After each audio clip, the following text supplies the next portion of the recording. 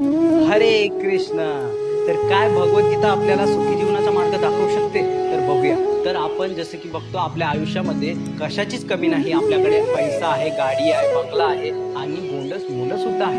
परंतु आपल्या जीवनामध्ये जे संकट आहे, जे दुःख आहे आणि मानसिक त्रास आपल्याला होत असतो, तर ते कशामुळे होतो? कारण की आपल्या जीवनामध्ये आध्यात्मिक ज्ञानची कमतरता आहे. तर आपल्या शरीराची काळजी घेण्यासाठी आपण दिवस-रात्र कष्ट करतो आणि आपण शरीराची काळजी घेतो. परंतु आपल्या शरीरामध्ये जो असणारा आत्मा आहे, त्याची काळजी घ्यायला आपण विसरलेलो आहे. म्हणून त्यासाठी आपण भगवद्गीतेचे अध्ययन केले पाहिजे. तरच आपल्याला हे ज्ञान होईल, की आपली आत्मा काय आहे आणि आपल्याला काय केले पाहिजे. म्हणूनच आपण या भगवद्गीतेचे अध्ययन करावे आणि इतरांना सुद्धा सुखी ठेवण्यासाठी आपण ही भगवद्गीताच भेट दिली पाहिजे. जसं की आपण बघतो, की आपल्या भारताचे प्रधानमंत्री नरेंद्र मोदीजी सुद्धा हे इतर विदेशांच्या राष्ट्रपतींना सुद्धा भगवद्गीताच भेट देतात. कारण की भगवद्गीतापेक्षा श्रेष्ठ ज्ञान या जगात कुठेच नाही. म्हणून आपण सुद्धा हे भगवद्गीता स्वीकारा, याचे ज्ञान घ्या आणि इतरांना सुद्धा सुखी ठेवण्यासाठी आपण भगवद्गीताच घेत जा. हरे कृष्ण.